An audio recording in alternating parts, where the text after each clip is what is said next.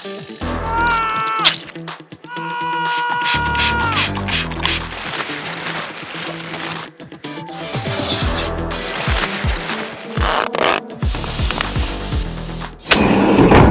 up everybody, it's Chris again with Clean Out. So today we're dealing with another slab home. So what we're gonna go and do is we're gonna prep everything up inside, get everything all broken up as far as the concrete area, and then from there we'll go ahead and dig down, tunnel underneath the sink, get the whole vertical nice and clean. Nothing better than to start off with another replacement for the week. Alright, let's check it out.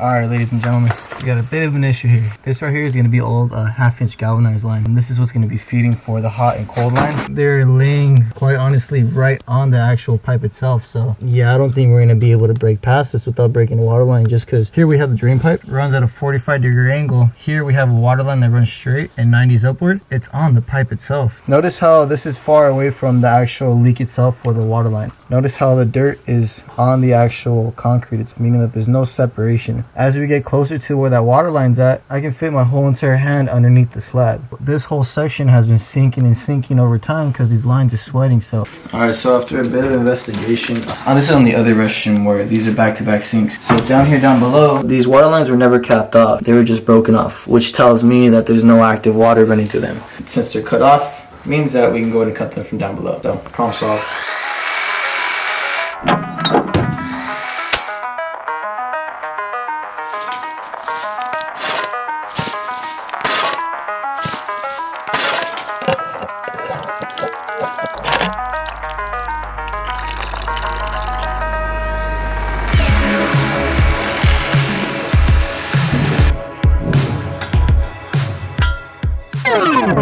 That's the problem child.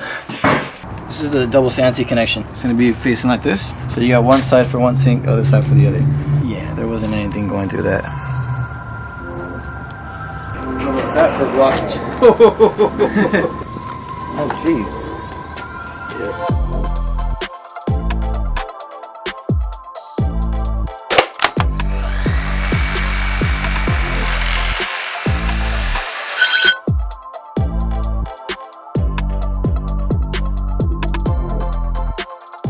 Right here we made a cut. We're gonna try to salvage the old P-trap. Wasn't part of the job, but if we can get a good connection on it, we'll just use it. Let's see what I can do. Let me get that 2-inch band, boys.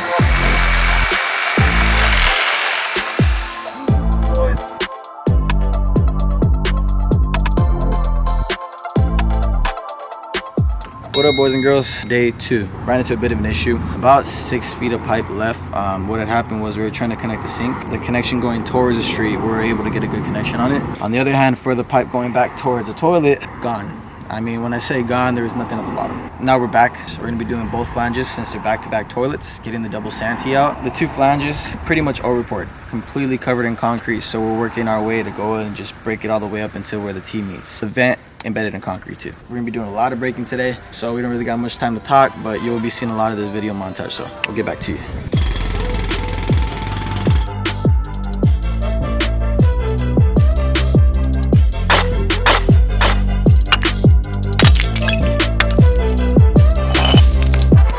Nothing I can't fix.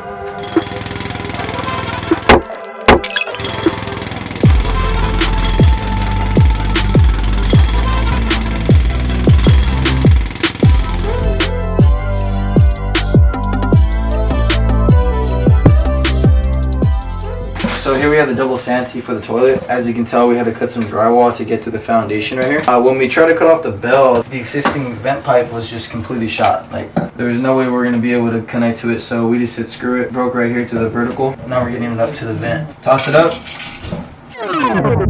Solid? Solid, is it clear? Perfect. So as you can tell, we got it up to the top right here. Compression hub fittings. Loosen them up a bit so we can clear the band. Yeah, this is definitely a dirty one. All you gotta do is power through. If not, we'll be here all damn week.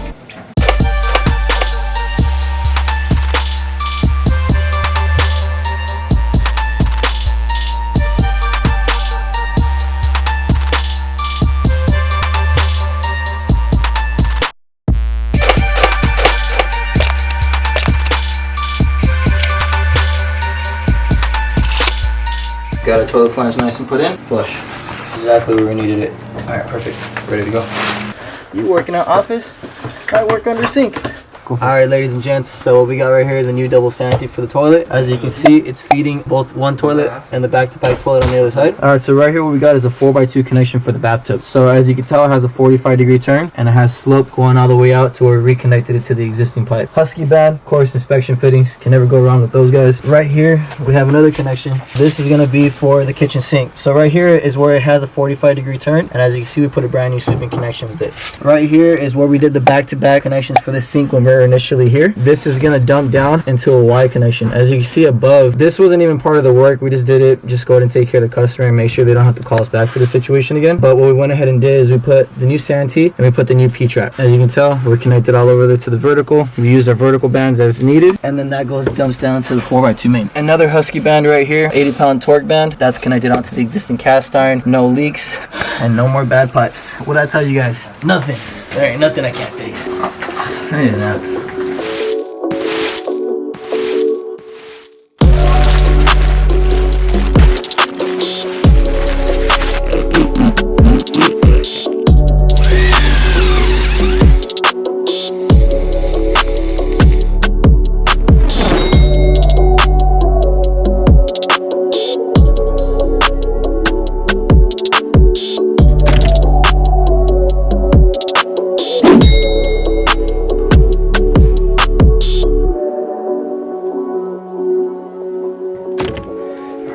So we worked till late night. It's about 11 o'clock already. Sink back, toilet back, everything all nice and clean throughout the whole entire house. We're talking a little quiet, there's a baby sleeping. We're gonna call it quits. We're all done from here. This is Chris, clean out again. You guys know what it is.